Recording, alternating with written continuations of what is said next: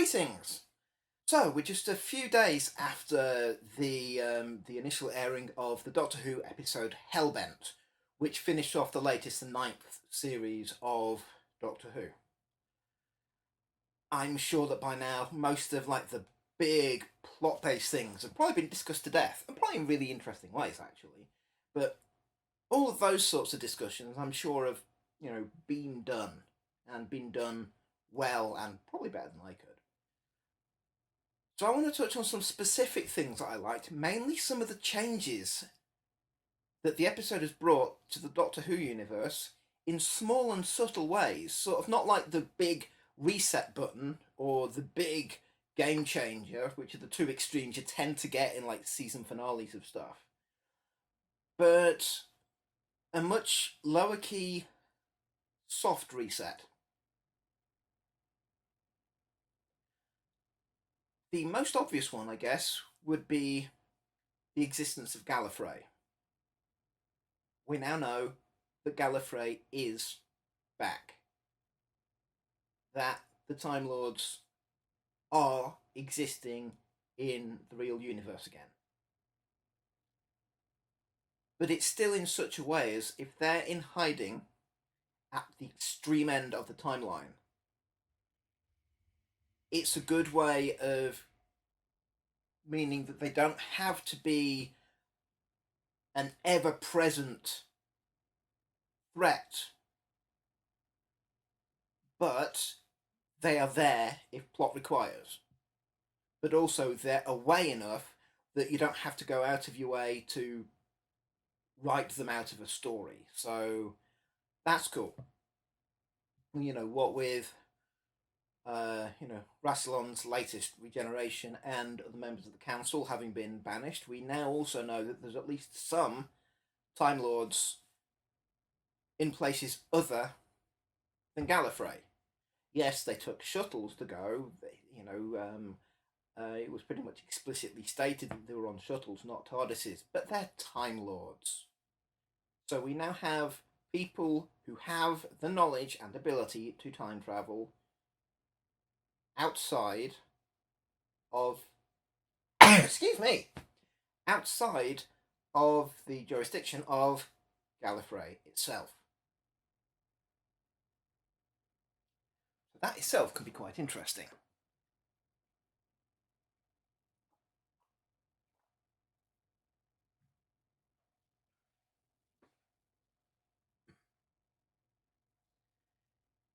Also, the questions involving regeneration and physical aspects like gender and race, or the outward appearance thereof, they've been answered a little bit in recent years, but again, just in one scene, almost like as a bit of an aside.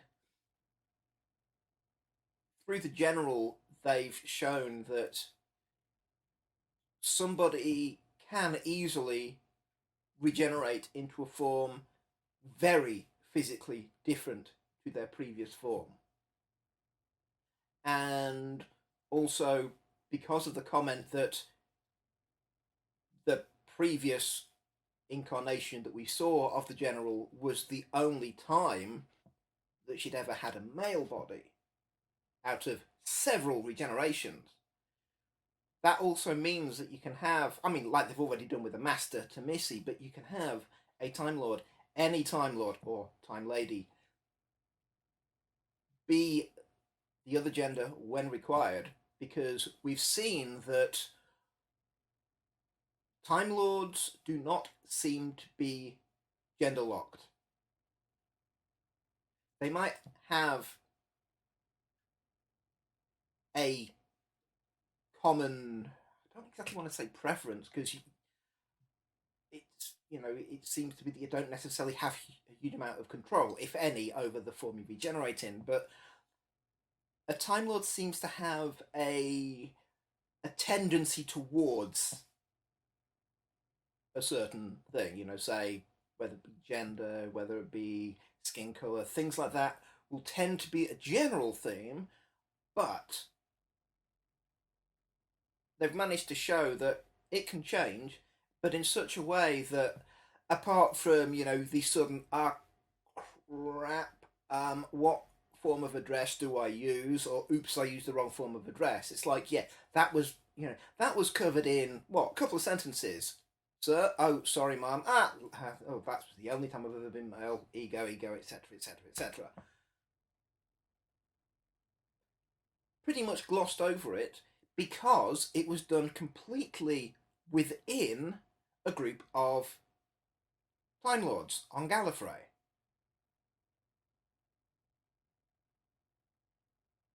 Dying, regenerating, changing one's body, including changing one's skin colour and sex, is just second nature if you're Gallifreyan, it seems. But because it worked, that they were able to brush it aside really quickly, it now does completely free up the casting and recasting of the Doctor or of any other previously featured Time Lord. Because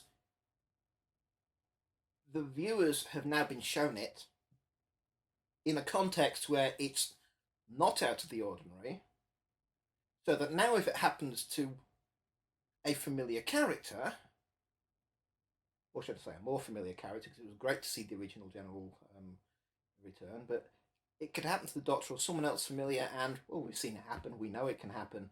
Will it, won't it? Nobody knows. But suddenly, when it does become time for Peter Capaldi to move on, there's always the, oh, is the Doctor going to be black? Oh, is the Doctor going to be female? It's like, well, there's always been an outside chance, but now it's a very real possibility. All bets are off.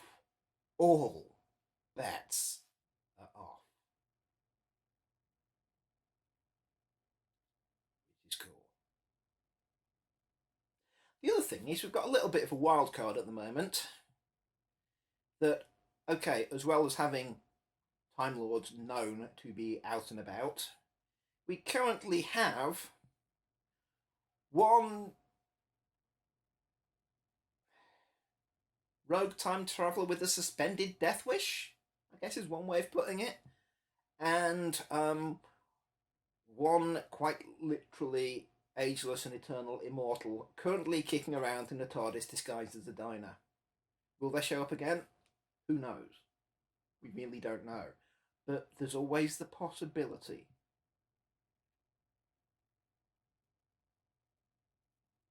So, it's nice when you have characters who are sort of written out of an episode or written out of a series in a way that sort of, it leaves the door open without necessarily chaining them to it. It's like they might never show up again.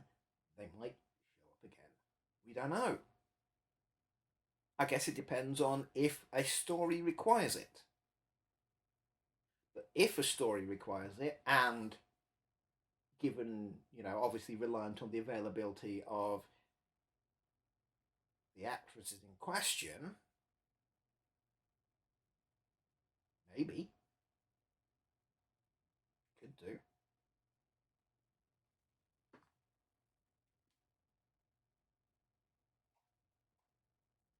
Excuse the coffee.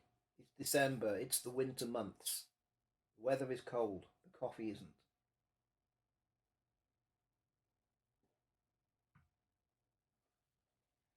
On a related but purely aesthetic point of view, we have now got to see that a classic style TARDIS control room and console can work really well as a modern set. Yes, it's got a very, very different feel, but that style of TARDIS seems to work. Yes, it comes over as being more basic, but it also comes over as being, you know, it's what a TARDIS can look like. We've had TARDISes look like that in the past.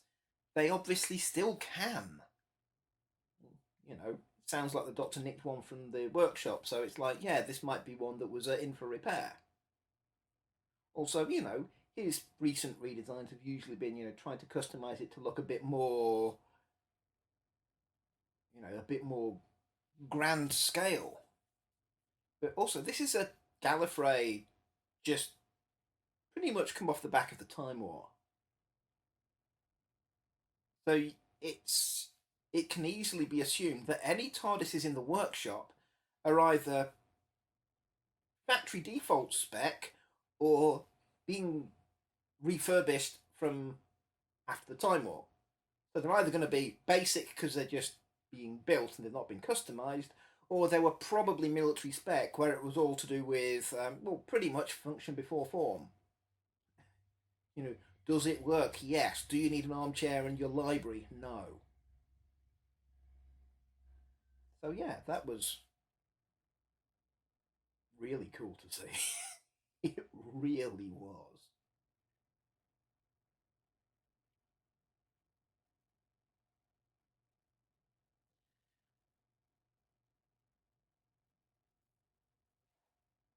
Another cool little thing it did is it touched on the whole thing about, is the Doctor half human? That's been a great bone of contention since the 1996 telemovie. And although it was sort of brought up as, well, it was brought up as a possible theory, and it was also sort of brought up in a way to be easily dismissed. But the way it was dismissed was also in a way that says it doesn't matter. It's probably not the case, but it still might be the case. And to be honest, does it matter?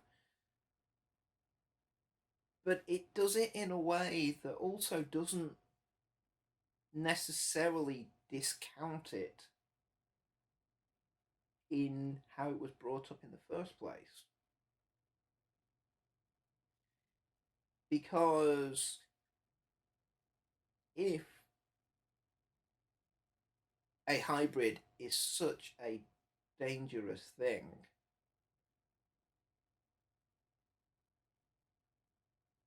and from someone who knows that humans can be a warlike race at times, someone who knows that a half human, half Gallifreyan would be very potentially dangerous.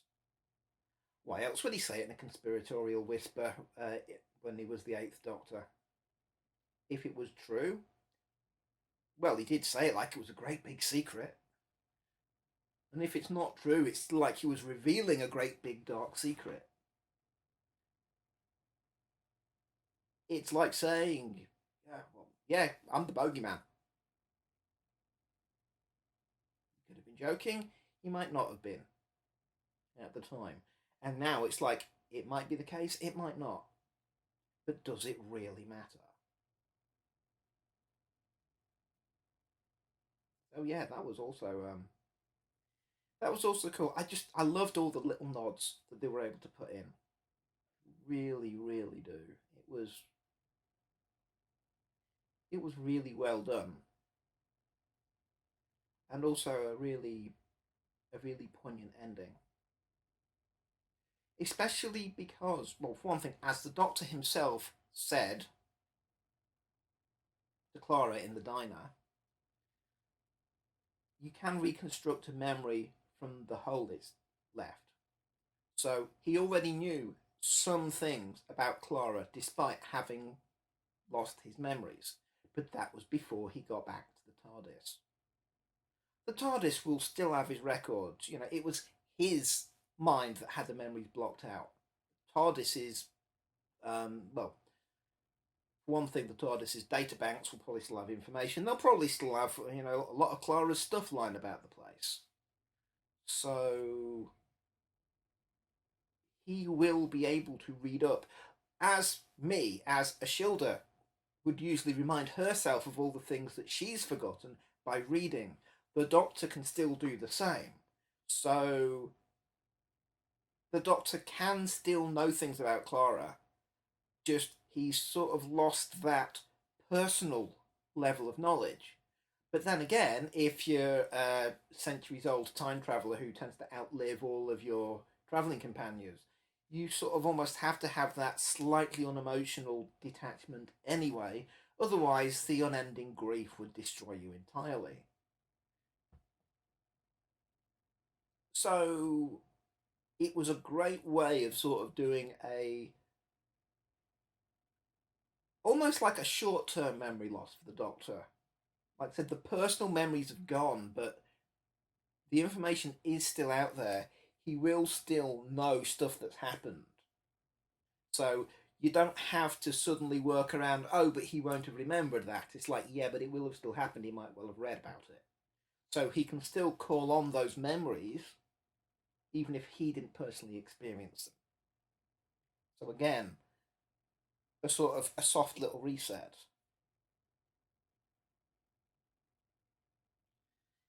And although it looks like he's going back to a sonic screwdriver rather than the sonic midlife crisis, I really, really, really hope that they don't get rid of the guitar. I've loved the fact that they've been taking advantage of Peter Capaldi being able to play a guitar. And just having the Doctor play stuff has been cool. You know, it's not like we've not had a partially musical Doctor in the past. The second Doctor always had his recorder. So I like the idea that the 12th has got his electric guitar. So I really, really hope that that does persist through to the next series.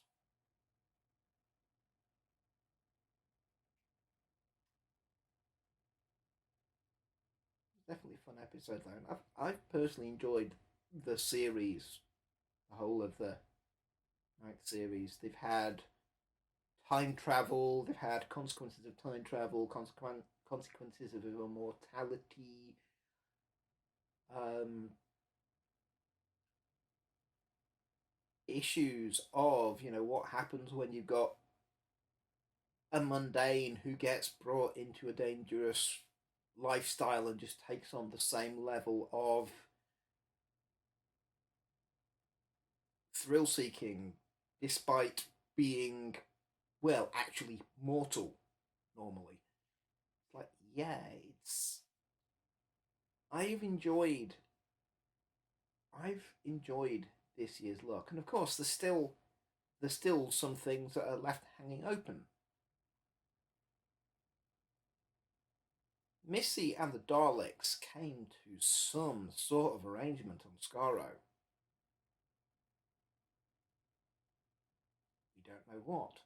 That's still to play out. And like having Gallifrey returned, we've also got Skaro returned.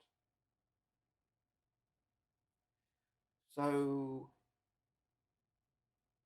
after this entire season, let alone the finale, it's all to play for. And I can't wait to see what comes next.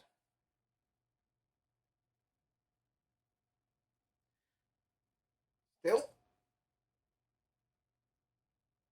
we've got a while to wait, although it's only, from time of recording, about 2.5 weeks until the next Christmas special, where we get to see the return of River Song. I'm looking forward to that as well. But for now, until next time, see ya.